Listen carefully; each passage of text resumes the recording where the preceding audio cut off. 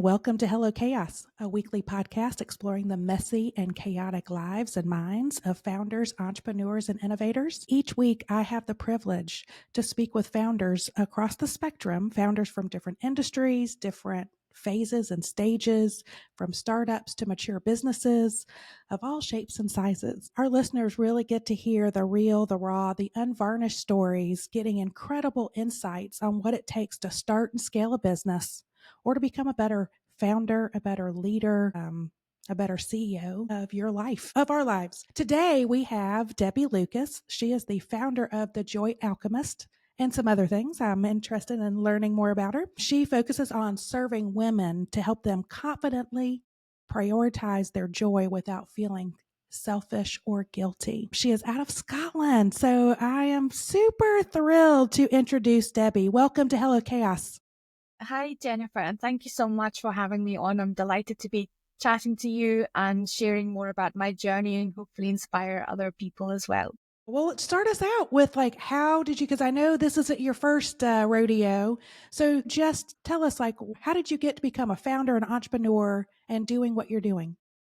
So my trade, as it were, I qualified as a social worker back in 2002. For the past 23 years, I've been working as a social worker. And almost 18 years ago, I had my son, and just because of circumstances, had to go back to work full time when he was 8 months old. And obviously the guilt of then, not being there for him has always been lingering. And it's been a dream of mine since then to be able to work for myself, to have time freedom, predominantly so that I could be there for him unconditionally.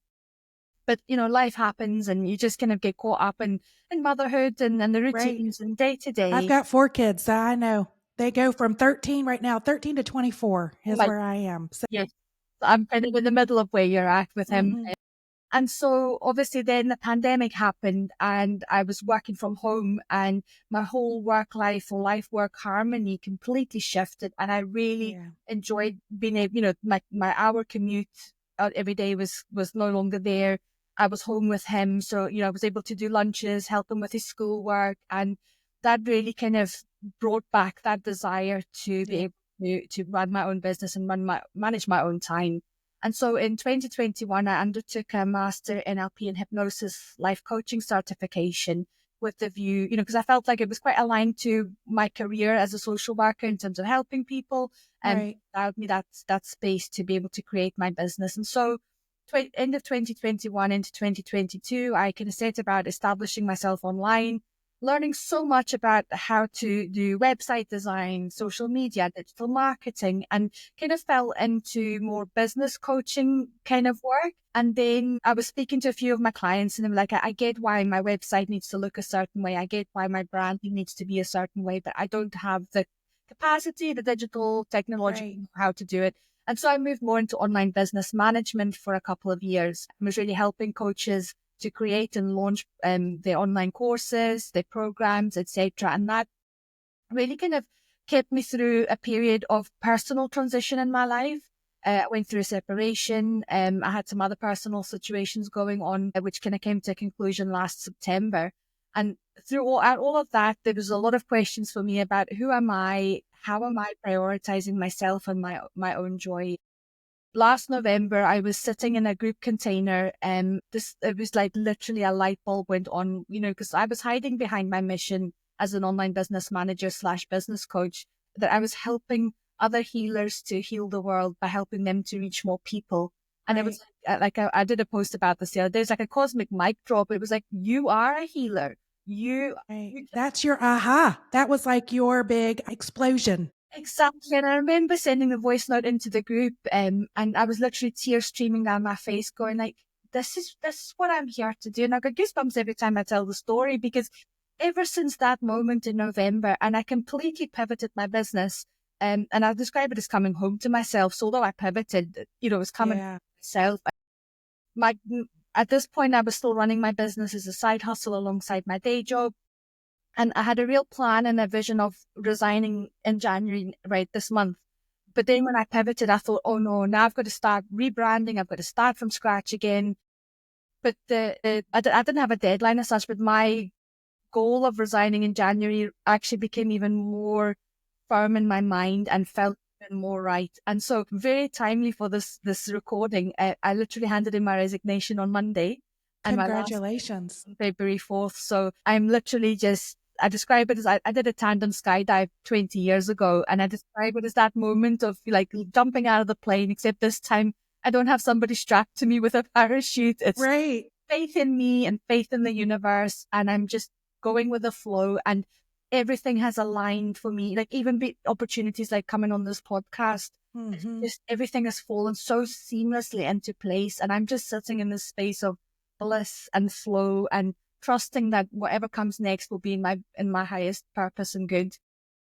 My gosh. I've got a few questions, so just to give clarity, but it's so fascinating to me because I think we've all had those moments of clarity, of those, I call it the ahas, right? It's either an insight into, we started a business and we've kind of gone through and it's like an explosion of, I either need to focus here or align here, or you just get real clarity around what either our business or our own purpose. It's, I've talked to so many founders and especially women. That's what I want to, because you call it the Joy Alchemist, and I've got a group of women that we started doing just as a group of CEOs or women founders of, we call it the Joy Lab, of how do we find our joy and our purpose? How are we aligning that with our personal brand?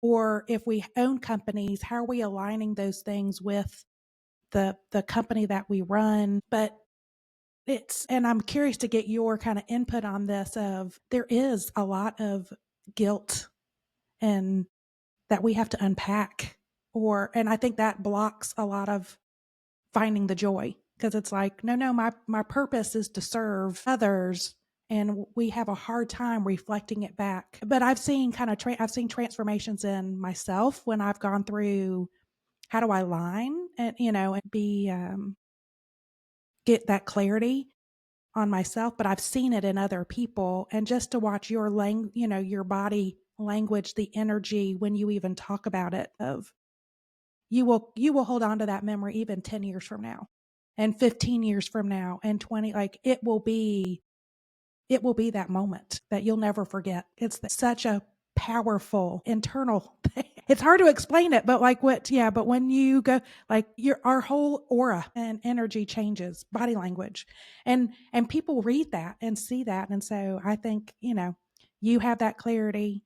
It's going to work, like it's going to move forward very well. Okay, so I'm curious, you said that did you say hypnosis like for certification of hypnosis? Did you say that? Yes, and you're For healing as part of the social work part? no. So I undertook this off my own back, and Okay. it was a certification I did with the view of establishing my own business. And I think Okay. at that point, my confidence wasn't quite there yet to show up as that life coach, Yeah. whatever iteration It's it's that imposter syndrome of like, can working. I do this? And it's okay. Yeah. Yeah. All right. And, I just wanted to come back to your point about the work the Joy Lab Yeah. is doing with some of the other co-founders and CEOs. That just makes my heart sing because, if we don't enjoy what we do, Right. where's the point? Because, Right. it might not be miserable. We might not be completely unhappy, but life is here to be enjoyed and to just be celebrated. And so, Right. bringing joy into the mundane, so even like I love cups of tea. I don't drink coffee, but like every cup of tea, I'm like, this tea is amazing. Just literally, if That's that's the right. only joy I can find in the day, because sometimes life happens and, it's rubbish, but, there's always joy to be found. In every moment. And we struggled with, what do we call kind of our group? It was, we were trying to find a sense of belonging, trying to, like, it's one of the reasons I started Orange Whip, which is the Hello Chaos is, it's a content resource as part of Orange Whip, which means WIP for work in progress, because we all are.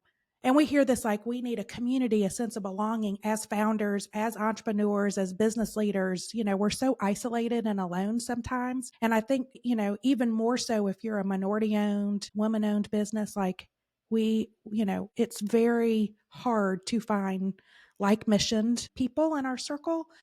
So that's what we were like, what do we, joy was the word. It was like, do we call it belonging? Do we just call it like growth mindset? Do we call it, foundership? And it's like, so we called it joy because it was all about how do we find joy in the purpose of why we the gifts that we've been given. Because we all have gifts and, no matter what those, but a lot of times we have a hard time finding them. And how do we create purpose around them? What's our impact on the world? But then finding joy in that process. And for me, joy meant, when I was having like really hard, like low, I call it, because foundership is highs and lows, right? You go through valleys and then, high tops. And when you're in that valley, sometimes you're like, so and I've said this on the podcast before, I started journaling, and I don't call journaling because I've got friends that write books. I just write down 3 things at night in my phone notes that Chandler laughs at, like, the notes. I'm like, I take everything on my phone on notes, and he's like, I just don't even,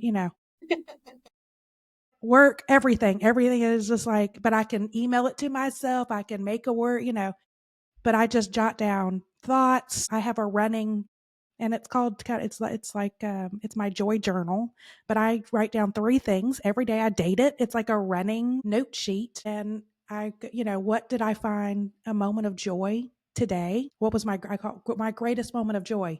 And it's sometimes sad when it's like, and it shouldn't be sad, but it's sometimes like, I had a really good cup of coffee, or I met somebody new on the, and I felt like I made a friend for life or something. And then the other one is like, what gave me the most angst, or what's like making me anxious? And I call it get the ghosts and the shadows out of just verbalizing them. And then the other is like, what am I most looking forward to? And so it's just, and sometimes it's, it's one line. It's not like a book. It's just three things.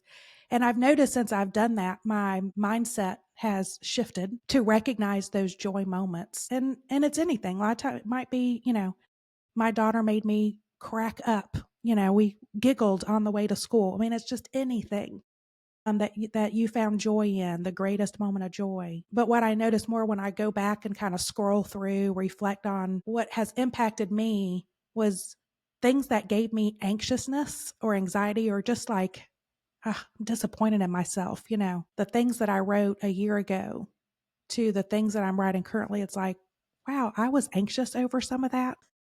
Girl, you got like, that's silly. Like, and it's helping I can just tell my mindset has shifted. My confidence has gained. I've gotten more clarity around just certain things. And, it's been a wonderful, I'll call it a ritual for me.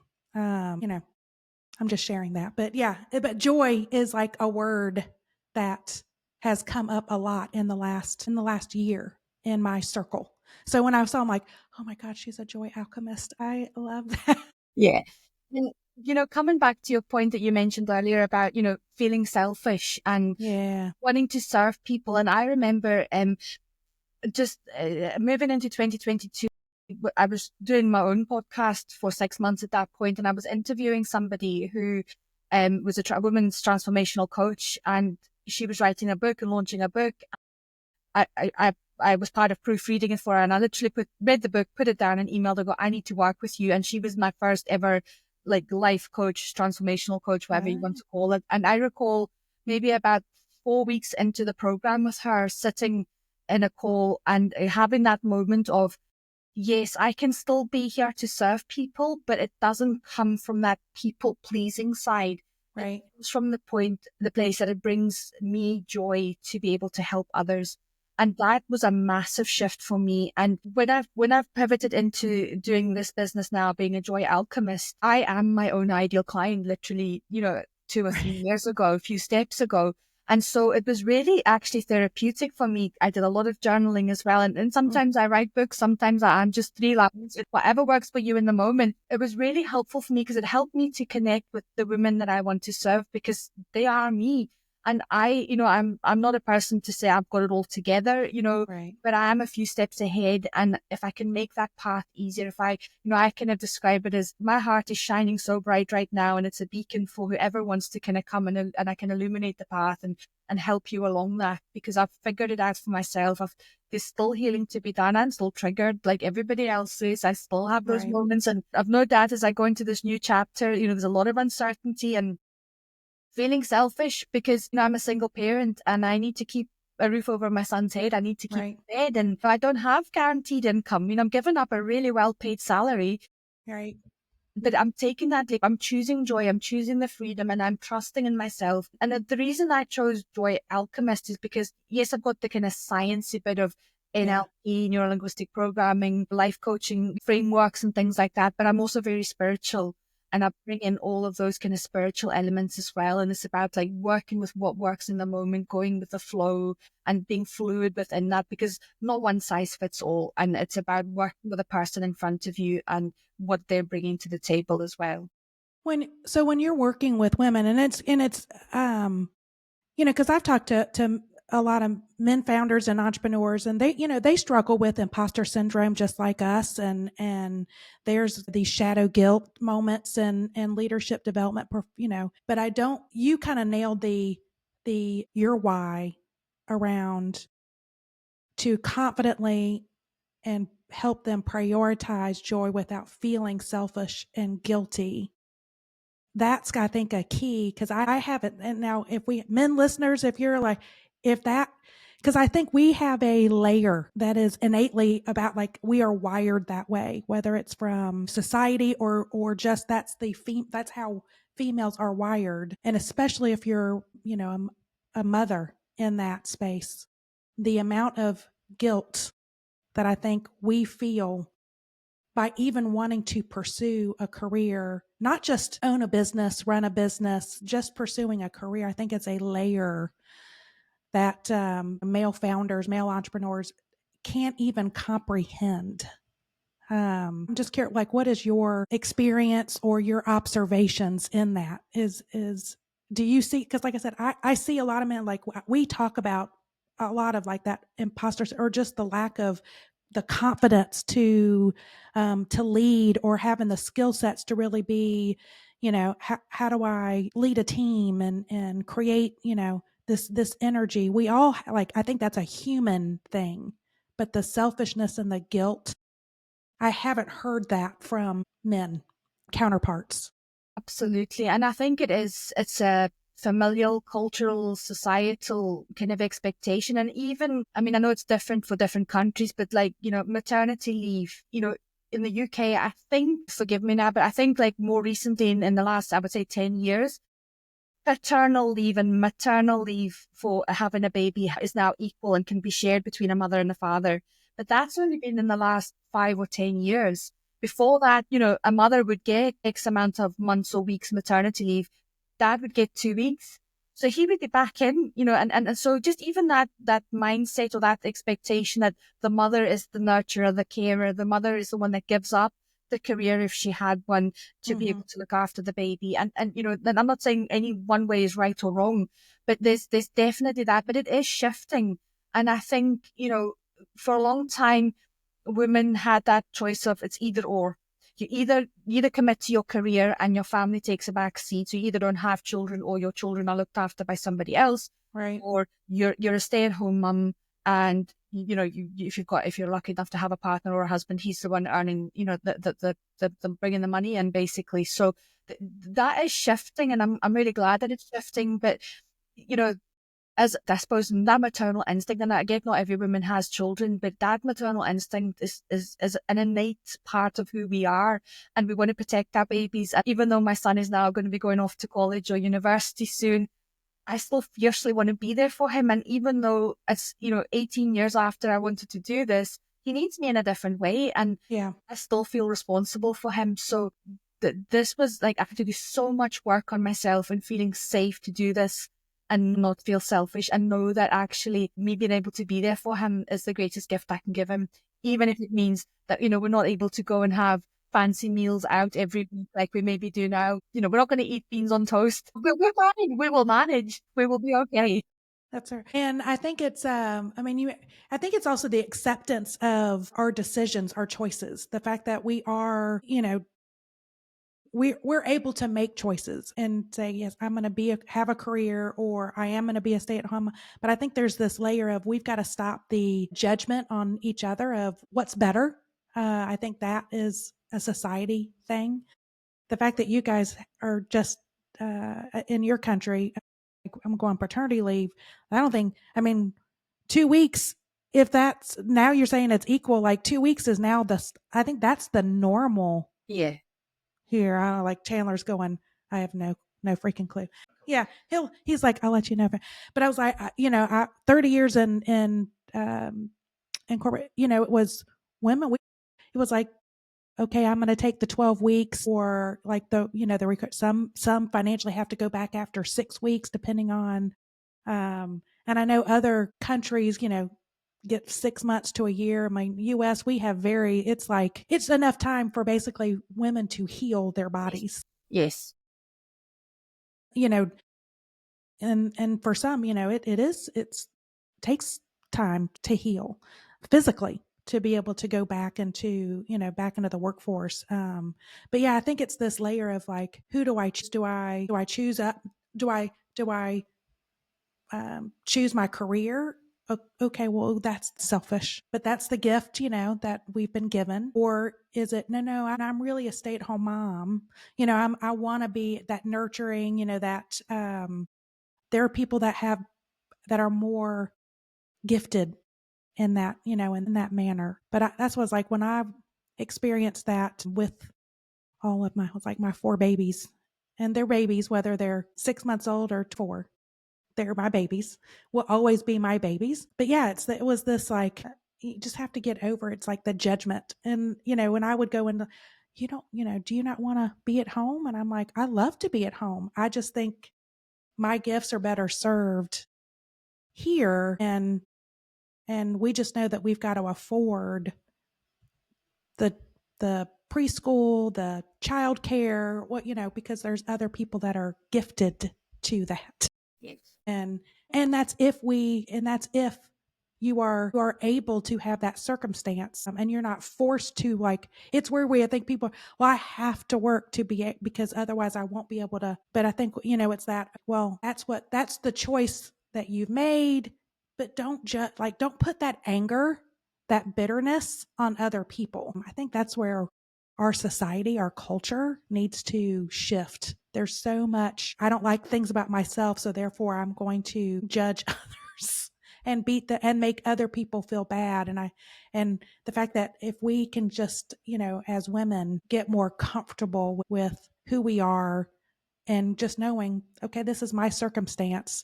It might not be their circumstance, but I shouldn't lay my guilt, that weight of negativity.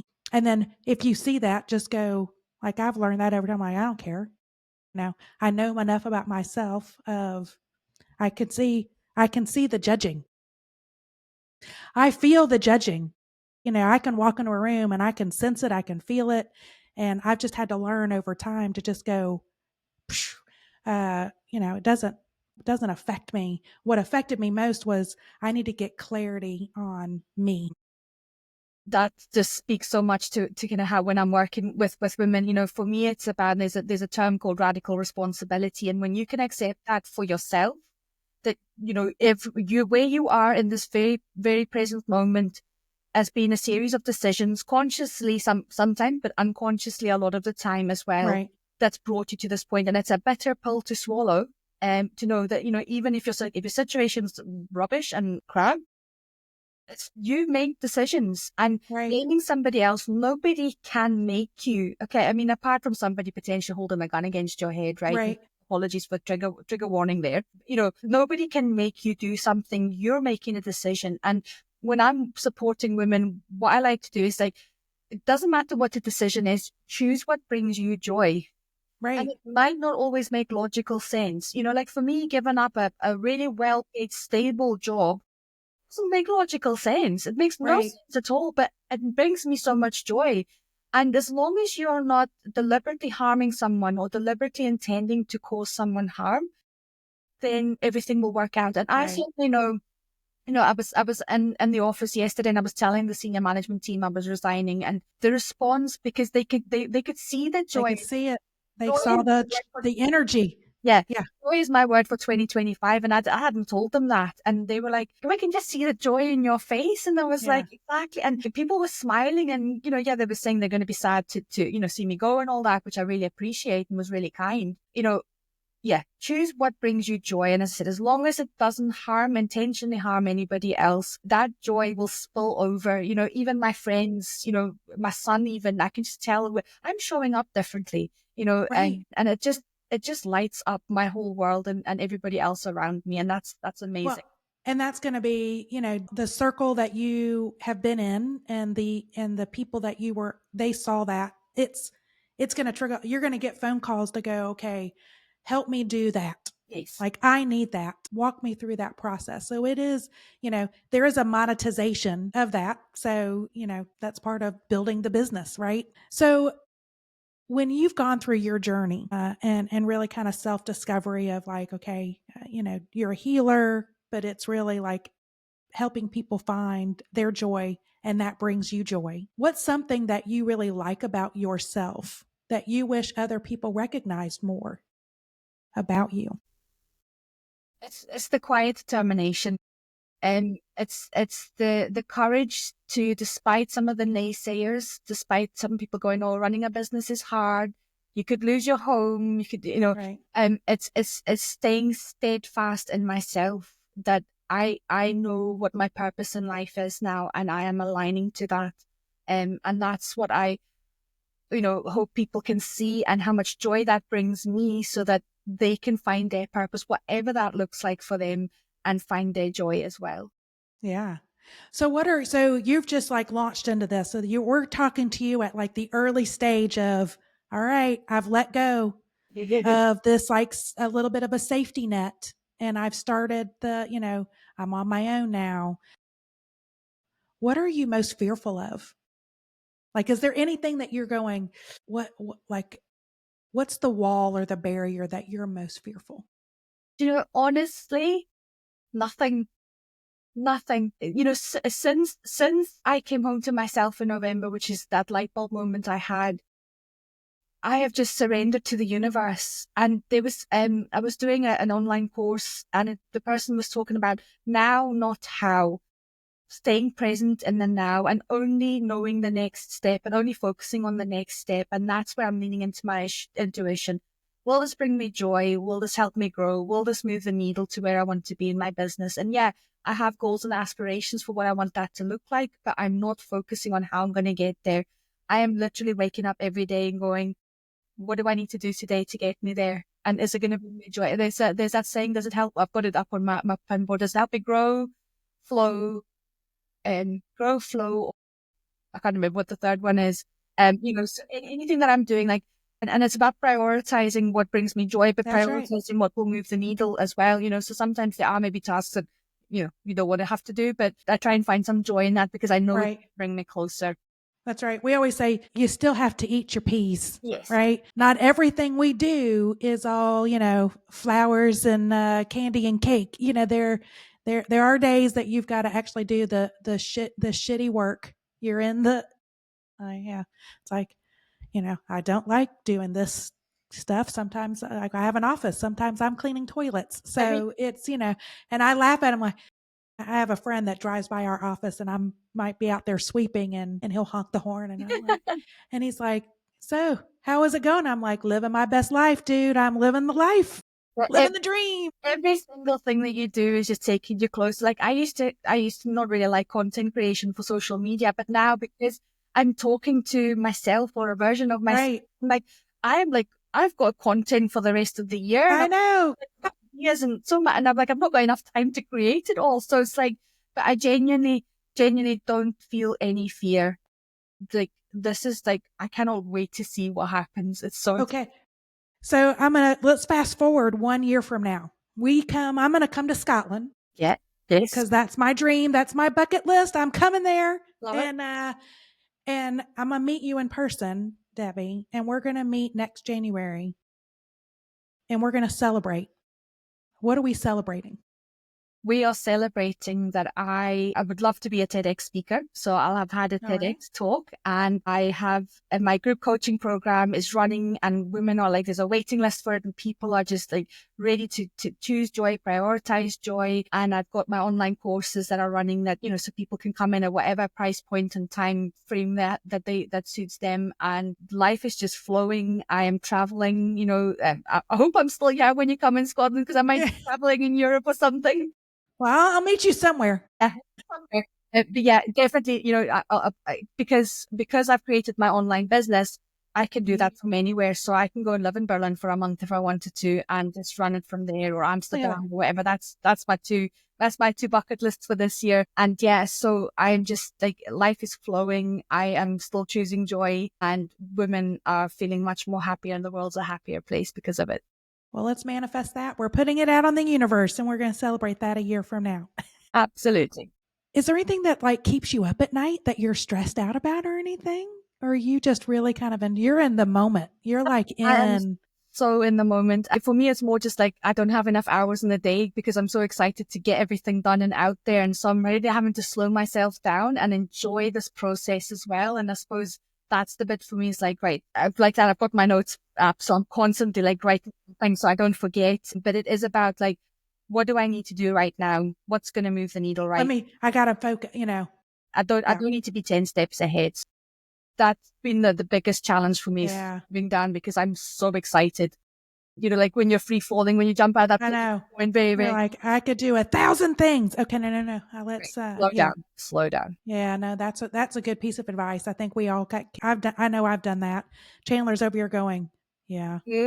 We've been there. So if you had to sum up your your founder journey, which you're just entering, this past chapter, what would be the word you would use to describe? There's two words that come to mind: determination or focus. But I'm landing on determination because, as I said at the start, I went through two very difficult personal situations that kind of made me feel like maybe I should just stay with the security of a paid job. I know what I'm doing, but I was determined to get to this point, and that brings in the laser focus bit where, even though I had to maybe slow down and take some time out at times, I came back, and I kept going. And yes, I pivoted, and I had a bit of a windy journey to get here, but I stayed the course. Determination, focus. I love it. So now, fast forward. What's the next chapter? What's that word? And celebration of life, celebration of joy. I love it. Celebrate. So we've asked. So the next chapter word. It's new that we've started asking that, and we haven't had a repeat. But we've asked the past chapter word. I think to like several hundreds of founders. We've not had a repeat word yet. Wow. So that just tells you. And, we talk to people from, like I said, all spectrums. But yes, everybody, we all have themes. I think of like our struggles. We all kind of go through these revelation moments that are very similar. It just shows that, we're being a founder, being an entrepreneur, being an innovator kind of in the space. We all come at things very like missioned. We're all kind of like minded, but we find ourselves like so many similarities. That's why it's so good to build, have this like greater community, because I think we all kind of have, we all think alike. But we all come at it from different journeys. Exactly. Because like, in the spiritual world, the universal laws are and concepts, they are what they are, but we all bring our own spin to it, and we all bring our approach to it. And, I don't see it as competition with anybody else doing what I do, because I know that I do it in my way.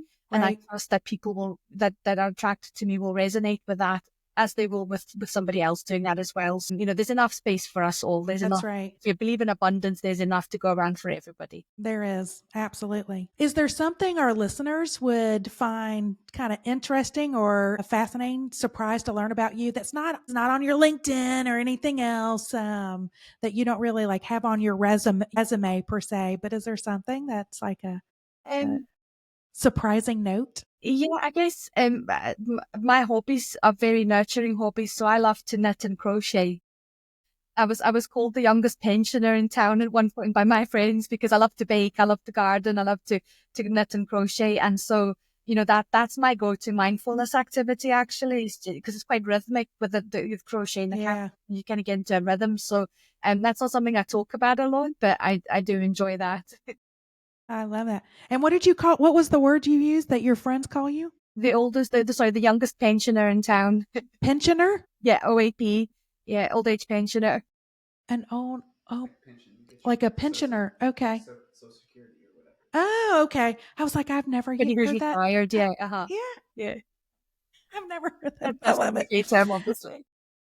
And is there, I know is there a favorite book of yours or a podcast? I know, besides Hello Chaos and all, that's like your go-to for like a resource or things like a guidebook or guide podcast or person that you. So the book that the coach that I worked with before, so she wrote her book's called Authentic, Aligned and Abundant, the AAA Guide to Manifesting Your Dream Life. I think it's called. Really, the coaching program takes you to that journey, but I go back to it all the time because it is about being authentic, knowing who you are, knowing what you're here for, aligning your life with that, and then creating the abundance from that.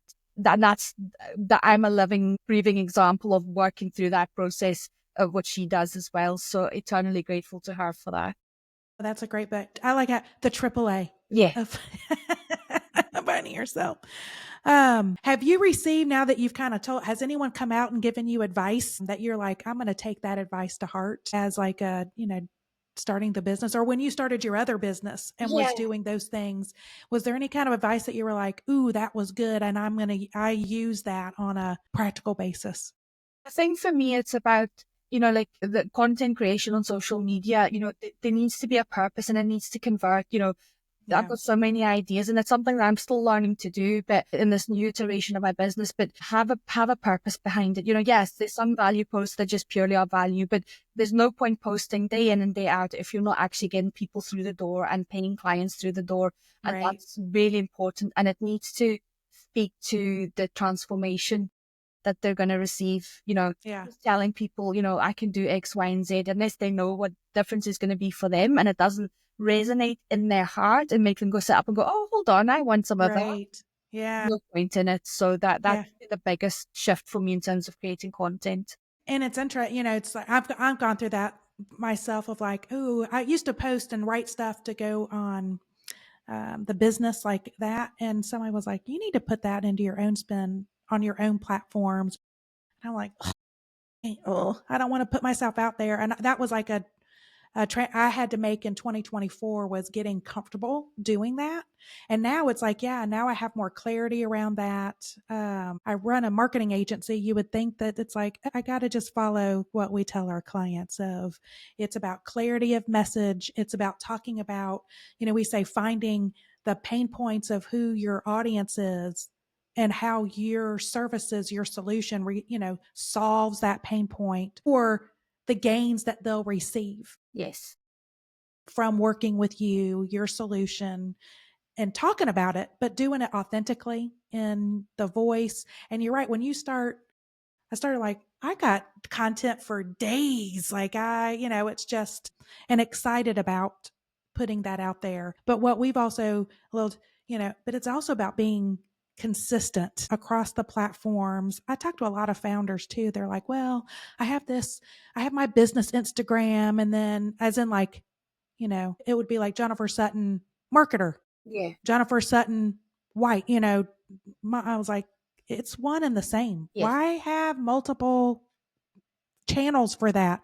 Just have one Instagram that is you, that you talk about your business, you talk about your family life, you talk about, you being a business owner, you talk about your trips. You've got to make your own guidelines of, I'm not going to show my kids' faces, or maybe you are, whatever that is, but you've got to come up with those own guidelines. But don't have 3 different Instagrams or 3 like 4. The other tip around social media for me was like, and it's when I was doing business coaching, is pick one platform and do it well, because the algorithm likes you to be active on the platform when you're posting. You can't do that. Sometimes it's daily, Yeah. So like last 2023, I picked LinkedIn, And I grew my audience from 90 to, I think I'm close to 2,500 now. Keep it going. They're all aligned, and I'm up on there every single day. I'm engaging, and it's only through that determination and consistency that I was able to do that. And I couldn't have done that across Instagram, Facebook, TikTok, X or Twitter, whatever, all the different platforms that there are. So I've definitely seen that that's made a massive difference for me in terms of my growth and my audience reach. Absolutely. And I'm the same. And that's how I give the same advice of, if you're on Instagram, choose also what you put. Like my Facebook is it's just personal stuff. Like family stuff. So you can go and see me. I'll post things about the podcast, but it'd be more like my personal take on it. And Instagram, it's a blend. But yeah, LinkedIn is purely, and I used to only post like once a week. I've made a goal for 2025 daily, and I started that on Christmas Day, and I've been doing that. I have been creating, but it's easy. Like, I don't know, there was like a release in my head of, oh, I'm just talking about shit I talk about all the time to my team or to clients. And I just, because somebody was like, I talk about this, like our meeting, and just regurgitate it on, and I'm like, yeah, I can just remove, names, but at least those insights. And you just have to get over that. But you're right. Like the minute you start focusing on that, we saw a jump in our social with that, but consistency, showing up, being present, but being clear with the message. Yes. And clear with what you also want your audience to do. I mean, that's something we had to learn of, like, we're just going to put stuff out there. They'll know what to do. And it's like, somebody was like, you need to put on there, no, DM, yes. Be very clear with the action that you want people to take. Cause, whatever, I think we've shifted as a society of, we have to tell people. Yeah, no, people it's no longer an implication. Bandwidth, and like when I was doing website design for a time period, I was saying, 3 clicks or less to get to where they need to be to take the action, because any more than that, you've lost them. They don't have the attention span anymore. Yeah. That's not disrespect. That's just genuinely people are so busy and their minds are so busy. I count myself in that. Right. I have to click through 5 times to find something and I need to know. You've lost me. I'm away. Yeah. Or if you don't I think our attention span is like a video, 30 seconds. If you don't have me as a hook within 30 seconds to it. So what we work with companies and they're like, make me a 5-minute video. And I'm going, well, one, nobody, unless it's like a podcast type of a interview style. Yeah. But I was like, but we've got to hook them quickly. Or I watch these, but we have a client that we had to redo all their videos because it was one boring. It was one camera shot and they're just talking for 3 minutes. And in the video, then they do their call to action of like their why and their purpose. At 3 minutes and 40, it's like towards the end, I'm like, no one's gonna, like, do you have anybody watching this? Has any, well, no, everyone stops after. I'm like, yeah, but you're not even getting to the meat until the end. Yeah. You kind of need to start with that and work it back. Start with it. And so that's what we've had to redo those. But yeah, it's, I think the latest, stat of the younger millennials through what is it? The alpha group that's in high school today, middle school, high school today. They can't even get through. They don't listen to full songs anymore. So if a song is like 2 minutes, they're only listening to the first like 30 seconds to 45 seconds to a song. Wow.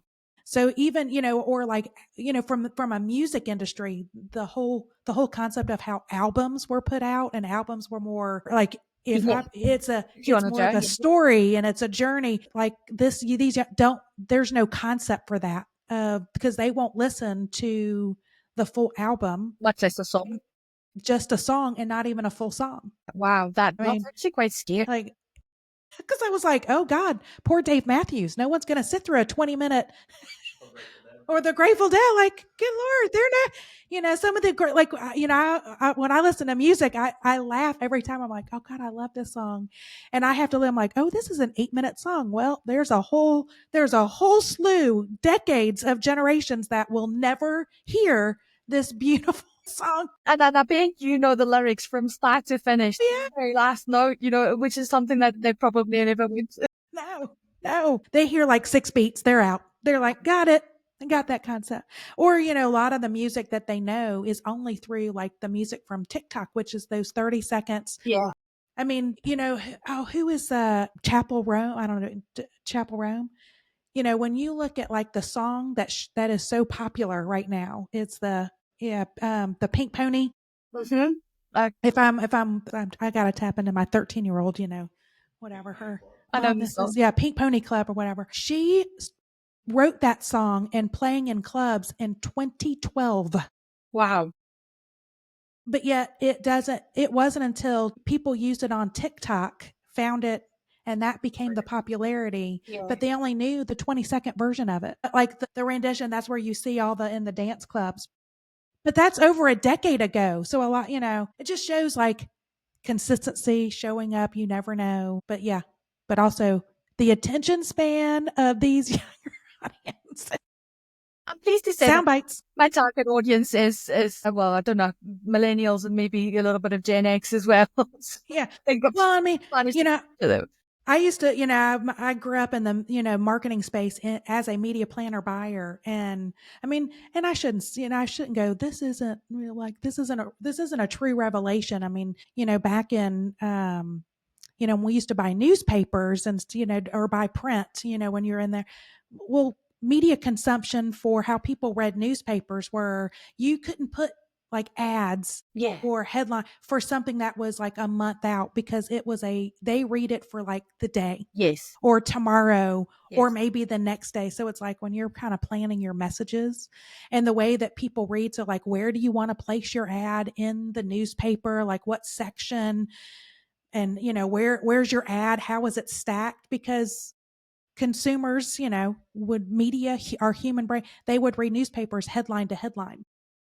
So you needed to make sure your ad was placed near a headline to Yes. catch their eye. Went across it. Yeah. Right. And so that, and that's no different that's how people read. And if it was like the headline caught their eye, then they might read like the first paragraph Yeah. and then the last paragraph and never really read in between. Yeah. I mean, that kind of consumption hasn't changed when you think of now in digital, it's the clickbait articles.